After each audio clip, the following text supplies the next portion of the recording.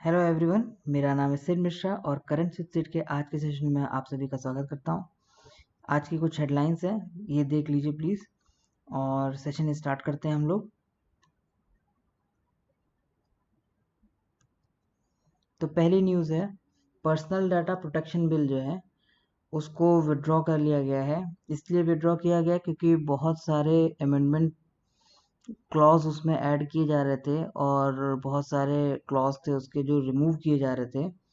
Near about 81 clause इस तरह के थे जो अमेंड और रिमूव किए जा रहे थे। तो सबको पर्सनली तो नहीं देखेंगे, लेकिन ब्रॉड वे में देखते हैं हम लोग। देखिए 81 अमेंडमेंट्स हैं जो प्रपोज किए गए थे और 12 रिकमेंडेशन से प्रपोज किए गए थे इसके अकॉर्डिंग। और एक जॉइंट कमेटी ऑफ पार्लियामेंट ये सेटअप हुई थी, जेसीपी, और इसने पूरा ये सब रिकमेंडेशन थी ये दिया था। इस चक्कर में इसको विड्रॉ करना पड़ा कि अब इसको विड्रॉ करके एक नया बिल प्रपोज किया जाएगा रिगार्डिंग डिजिटल इकोसिस्टम को कैसे सिक्योर किया जा सके। बेसिकली इशू हुआ क्या था कि जो डेटा प्रोटेक्शन बिल था उसमें इंडिया का जो डेटा है वो इंडिया में ही रखा जाएगा, ऐसी बात रखी गई थी। ठीक है, तो इंडिया का जितना भी डेटा, जो भी डेटा सेंटर्स वगैरह बनेंगे वो इंडिया के लिए स्पेसिफिक बनेंगे। और किसी भी तरह का डेटा, चाहे किसी भी कंपनी, इंडियन कंपनी हो या फॉरेन कंपनी हो, वो डेटा स्टोर होने वाला था हमारी कंट्री के अंदर ही। ठीक है, डेटा सर्वर्स बना के। पर वो चीज़, अब देखिए बात ये हो जाती है ना कि अब जैसे फेसबुक है या गूगल है, तो ये आपका डेटा अपने खुद के सर्वर पे स्टोर करते हैं। तो वो अपना जो आपका डेटा है वो कोशिश करेंगे कि वो, जरूरी नहीं कि वो पर्टिकुलर कंट्री का है तो उस कंट्री में ही स्टोर्ड हो। कंट्री स्पेसिफिक नहीं रखा जाता किसी भी डेटा का, इंडिविजुअल का कस्टमर, सॉरी, किसी भी कस्टमर का डेटा जो है इंडिविजुअली ऐसा नहीं रखा जाता कि हाँ इसी कंट्री में सेटअप किया जा रहा। वो अब आज के टाइम पे बिलियंस ऑफ पीपल यूजर्स हैं और उनका डेटा जो है ट्रिलियंस और उससे भी ज़्यादा हाई लेवल पे डेटा ट्रांसफ़र हो रहा है, स्टोर हो रहा है। तो वो ज़रूरी नहीं कि वो किसी पर्टिकुलर कंट्री में ही स्टोर्ड हो, वो कहीं पे भी स्टोर हो सकता है। तो एक जेन्युइन कंसर्न था कि भाई, जैसे इंडिया में अगर ऐसा लॉ क्रिएट किया जा रहा है जहाँ पर ऐसा हो कि इंडियन सिटीजन्स का डेटा सिर्फ इंडिया में रहेगा, बाहर के लोगों को नहीं अथॉरिटी रहेगी, और सिक्योर रखा जाएगा बाहर के लोगों से हमारे यहाँ का डेटा, तो उससे फेसबुक गूगल जैसी कंपनीज को दिक्कत ये हो रही थी कि भाई इस तरह के अगर लॉ सारी कंट्रीज बनाना स्टार्ट कर देंगी, मान लेते चलिए इंडिया का एक्सेप्शन ले लिए, पर अगर सारी कंट्रीज इस तरह के लॉस बनाने लगी तो दिक्कत हो जाएगी। तो वहाँ प्रॉब्लम फंस रही थी और इस वजह से बहुत सारी कंप्लेंट्स ऐसी कंपनीज की तरफ से भी आ रही थी जो मेजर कंपनीज है, फेसबुक गूगल, ये भी इस तरह की कंप्लेंट्स कर रही थी। इसके अलावा तमाम मिनिस्टर्स वगैरह भी इस तरह की कंप्लेंट्स बार बार कर रहे थे। तो फाइनली ये हुआ कि इसको रिट्रैक्ट कर लिया गया। देखिए यहाँ पर था, joint committee of parliament setup हुई थी श्री कृष्ण पैनल के द्वारा, और इन्होंने फाइनली 81 अमेंडमेंट्स उस बिल में बोले थे। ठीक है, तो वही चीज़ है कि फाइनली रिट्रैक्ट करके अब ये हुआ है कि एक नया लीगल फ्रेमवर्क बनाया जाएगा, है ना। और फिर जब वो लीगल फ्रेमवर्क बनेगा उस हिसाब से काम होगा। उसमें जो अभी रिकमेंडेशंस मेंशन्ड है ना, वो सारी रिकमेंडेशंस उसमें इंक्लूडेड रहेंगी।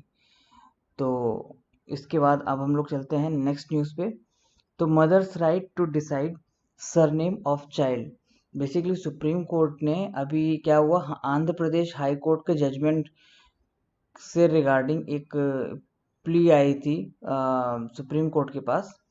तो सुप्रीम कोर्ट ने उसके तहत एक डिसीजन दिया है कि भाई चाइल्ड का सरनेम रखने का हक सिर्फ बायोलॉजिकल फादर के पास नहीं, उनकी मदर के पास भी है। और ऐसा सिर्फ ऐसा नहीं कि सुप्रीम कोर्ट का कहना है, सुप्रीम कोर्ट के अलावा जो इंडियन बॉडी है, जो इंडियन लॉ है इसके regarding, Hindu minority and guardianship act, ये 1956 में बना था। तो इस लॉ के तहत ये पावर मिली हुई है कि भाई किसी भी बच्चे का नामकरण वगैरह या सरनेम रखने का हक, ठीक है, उसके फादर के पास है, पर उसके फादर इन केस अगर नहीं है या वो डिसीजन लेने की क्षमता नहीं रख रहे हैं तो उनकी मदर के पास भी ये पावर रहेगी। यानी कि पेट्रियार्कल सोसाइटी है और रूल्स एंड रेगुलेशन उसी हिसाब से बने हुए हैं। बट स्टिल इन केस अगर ऐसा सिचुएशन नहीं बन पा रही है तो उनकी मदर के पास भी कंप्लीट पावर या अथॉरिटी रहेगी कि अपने बच्चे को किसी भी तरह का मतलब सरनेम जिस तरह का भी देना चाहे वो दे सकती हैं। इसके अलावा सुप्रीम कोर्ट ने ये भी बोला है कि चाइल्ड अडॉप्शन के लिए देने का भी हक उनकी मदर के पास रहता है। ठीक है, ये हक सिर्फ उनकी मदर के पास है ना। तो एक छोटी सी न्यूज़ थी, इम्पोर्टेंट हो जाती है क्योंकि कभी कभार इस तरह के क्वेश्चंस, ऐसे लॉजिकल क्वेश्चंस पूछ लिए जाते हैं, इंटरव्यूज़ वगैरह में अक्सर ऐसे क्वेश्चन पूछ लिए जाते हैं, तो सोचने वाली चीज़ रहती है। चलते हैं हम लोग अपनी अगली न्यूज़ की तरफ। Governing telecommunication in India. तो भाई एक्चुअल में न्यूज़ क्या है कि मिनिस्ट्री ऑफ कम्युनिकेशन ने कहा है कि हमारी जो अभी की प्रेजेंट जो टेलीग्राफ एक्ट बना हुआ है हमारा, इंडियन टेलीग्राफ एक्ट, ये बहुत ही आउटडेटेड है। और इंडिपेंडेंस यानी कि हम लोग के जो स्वतंत्रता हुई थी उससे पहले का ये है, 1885 का बना हुआ इंडियन टेलीग्राफ एक्ट आज के समय की जो टेक्नोलॉजीज है उनके साथ मेल नहीं खाता है। तो इस वजह से ये सजेशन हुआ कि एक नई गाइडलाइन, एक प्रॉपर गाइडलाइन हम लोग बनाने की कोशिश करते हैं कि एक टेलीकम्युनिकेशन के लिए प्रॉपर गाइडलाइन रहे, उसमें इंटरनेट वगैरह सब चीज़ें उसमें इन्वॉल्व हों, है ना। टेलीकम्युनिकेशन के मार्केट में प्रॉपर कंपटीशन रहे, सिक्योरिटी के कंसर्न्स से रिगार्डिंग प्रोविजंस रहें। तो इस तरह का एक पूरा फ्रेमवर्क ऐसा बनाया जाए जो आज की ज़रूरतें जो हैं, जो इंडिया हमारी कंट्री इतनी बड़ी है, इतनी बड़ी पॉपुलेशन से डील करना पड़ता है टेलीकम्युनिकेशन के मामले में।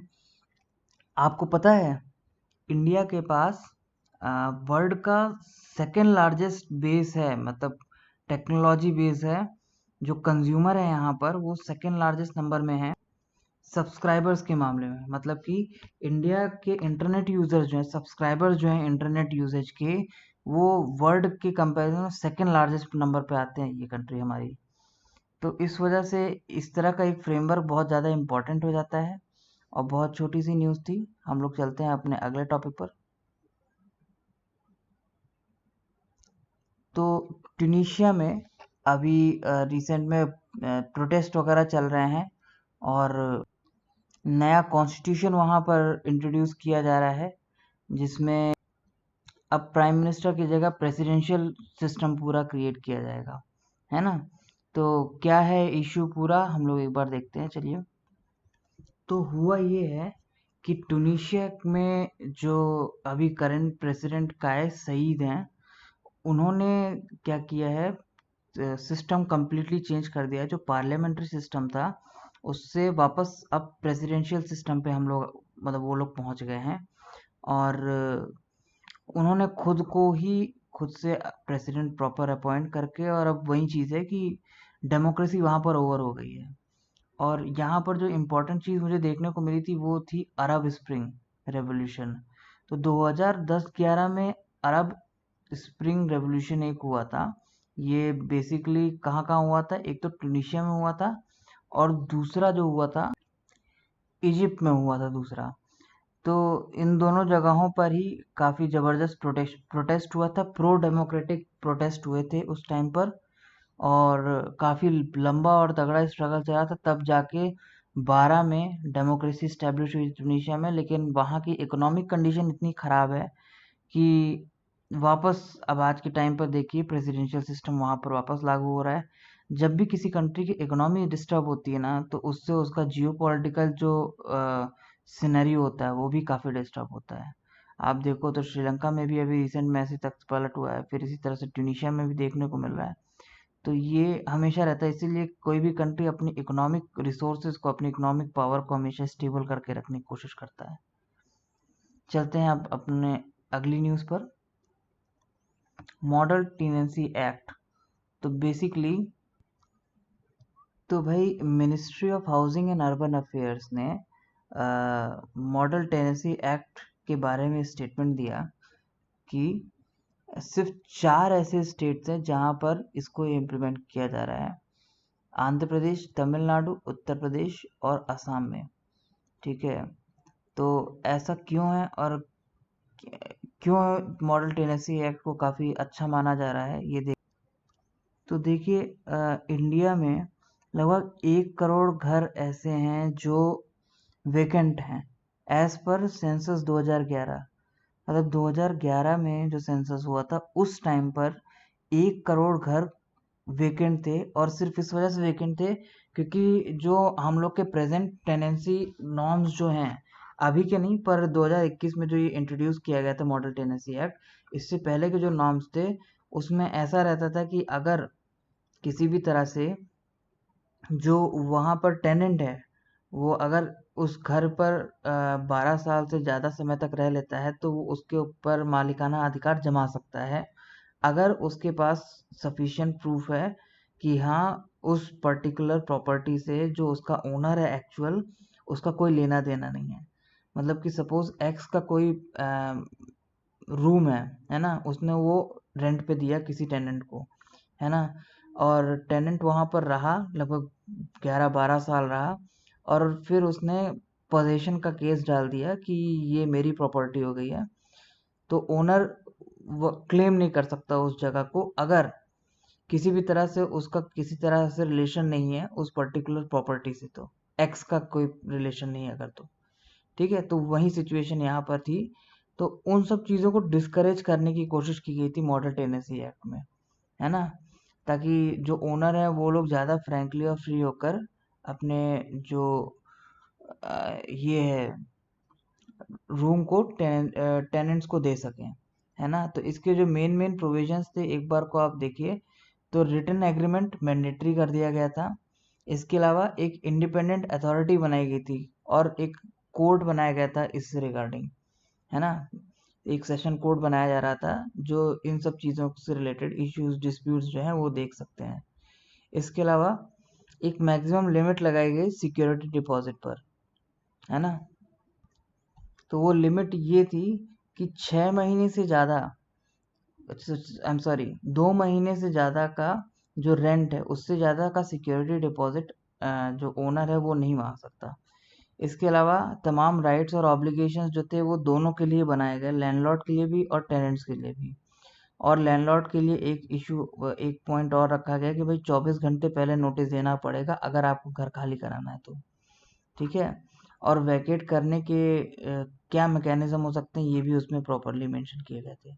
तो एक बहुत ही टेनेंट और लैंडलॉर्ड फ्रेंडली मॉडल ये एक्ट बनाया गया था, है ना, और धीरे धीरे सभी जगहों पर फैल रहा है। अब चलते हैं अगली न्यूज़ की तरफ, अगले करंट अफेयर्स की तरफ। तो देखिए केयर करके एक ऑर्गेनाइजेशन है, एक इंटरनेशनल ऑर्गेनाइजेशन है जो कि ग्लोबल पॉवर्टी और वर्ल्ड हंगर से फाइट करने के लिए फेमस है, और ये विमेन और गर्ल एम्पावरमेंट के लिए ज़्यादा काम करती है, ठीक है। तो इन्होंने अभी एक रिपोर्ट पब्लिश की है, food security and gender equality, a synergistic under studied symphony, है ना, ये पूरा एक रिपोर्ट का नाम है, ठीक है। तो ये इंपॉर्टेंट चीज़ है। तो इस इनकी रिपोर्ट के अकॉर्डिंग क्या क्या चीज़ें हैं चलिए हम लोग एक बार देखते हैं, एक नज़र डालते हैं। तो इन्होंने बोला है कि मेन और वीमेंस के बीच में जो फूड सिक्योरिटी गैप है ना वो इंक्रीज होता जा रहा है। देखिए स्टैटिस्टिक्स के मामले में देखें तो 828 मिलियन लोग जो है वर्ल्ड में हंगर से जूझ रहे हैं, उनमें से 150 मिलियन वीमेन ज़्यादा हैं फूड सिक्योर मैन के कंपैरिजन में। 150 मिलियन है ना, ये बहुत बड़ा नंबर हो जाता है। इसके अलावा जेंडर इक्वेलिटी 109 कंट्रीज में बढ़ी है और फूड सिक्योरिटी उन 109 कंट्रीज में कम भी हुई है। इसका मतलब फूड सिक्योरिटी घटने का मतलब ये हो जाता है कि लोगों को खाना पानी राशन वगैरह कम मिल रहा है, यानी कि उन कंट्रीज में जहाँ जेंडर इनइक्वालिटी बढ़ रही है, जहाँ पर मेन वीमेन का रेशियो बढ़ता जा रहा है, वहाँ पर फूड की सिक्योरिटी जो है वो कम होती जा रही है। लोगों को माल न्यूट्रिशन और फूड हंगर जैसी क्राइसिस ज़्यादा देखने को मिल रही है, ठीक है। इसके अलावा और जो देखने वाली चीज़ थी वो है कि जेंडर इनइक्वालिटी और मालनरिशमेंट, मतलब जैसे यमन, सियरा लियोन और चैड, ये 3 कंट्रीज है ना, इन तीनों कंट्रीज का लोवेस्ट फूड सिक्योरिटी और न्यूट्रिशन है, और इन तीनों ही जगह पर हाईएस्ट जेंडर इनइक्वालिटी है, ठीक है, तो ये स्टैटिस्टिक्स बहुत इंपॉर्टेंट हो जाते हैं आपके एग्ज़ाम पॉइंट ऑफ व्यू से। इसके अलावा रिपोर्ट में ये चीज़ भी मेंशन की गई है कि जैसे आप यहाँ पर देखोगे तो इसमें ये मेंशन्ड है कि औरतें मील स्किप ज़्यादा करती हैं। मील स्किप करना मतलब हो गया कि औरतें पुरुषों के कंपैरिजन में कम खाती हैं या स्किप कर देती हैं मील वगैरह उन जगहों पर जहाँ पर पॉवर्टी रेट हाई है।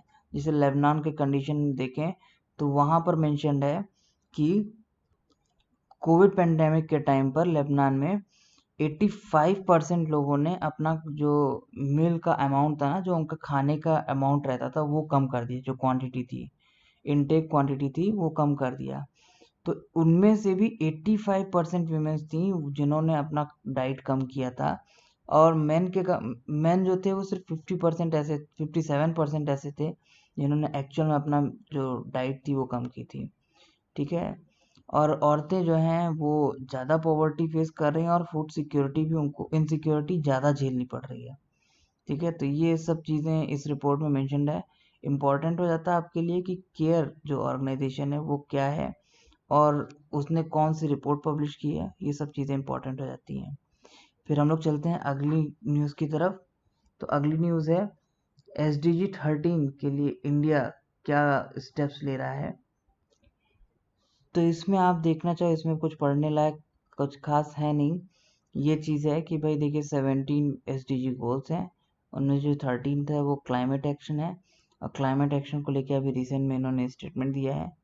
ठीक है, union minister of state environment forest and climate के जो मिनिस्ट्री है उन्होंने राज्यसभा में स्टेटमेंट दिया था कि SDG गोल अचीव करने के लिए क्या क्या काम हो रहे हैं।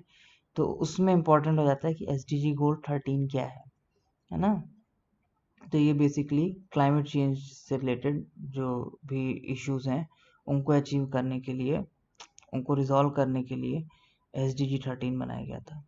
ठीक है, चलते हैं हम लोग अपनी आज की आखिरी न्यूज़ पर। तो pharmacopoeia commission of Indian medicine and homoeopathy एक ऑर्गेनाइजेशन इस्टेब्लिश की गई, कमीशन इस्टेब्लिश किया गया है जो कि मिनिस्ट्री ऑफ आयुष को रिपोर्ट करेगा। ठीक है, जो ये बनाया गया है, ये पर्टिकुलर ऑर्गेनाइजेशन PCIMNH, ये pharmacopoeia laboratory for Indian medicine और होम्योपैथिक फार्माकोपिया लेबोरेटरी, इन दोनों को मिक्स कंबाइन करके बनाया गया है। ठीक है, एक ऑटोनॉमस बॉडी है जो मिनिस्ट्री ऑफ आयुष को रिपोर्ट करेगी, और 2010 से एक्चुअल में ये स्टेब्लिश्ड है ना। और इसके अलावा ड्रग्स एंड कॉस्मेटिक एक 1940 के अंडर में जो लीगल इश्यूज हैं उनको, उन पे ये स्टैंड लेता है। ठीक है, और इसके अलावा जो इम्पोर्टेंट इसमें हो जाता है वो है इसकी फंक्शनिंग। तो commission is engaged in development of pharmacopoeial standards for Ayurvedic, यूनानी, सिद्धि एंड होम्योपैथिक ड्रग्स। ठीक है, और सेंट्रल ड्रग ट्रस्टिंग के लिए भी pharmacopoeia commission of Indian medicine ये काम आता है। ठीक है, इसी के साथ आज के करंट अफेयर्स ओवर होते हैं। आई होप आपको वीडियो अच्छा लगा हो, और अगर नहीं अच्छा लगा हो तो प्लीज़ कमेंट बॉक्स में मेंशन करिएगा। अच्छा लगा हो तो प्लीज़ लाइक, शेयर और सब्सक्राइब करिएगा। Have a good day.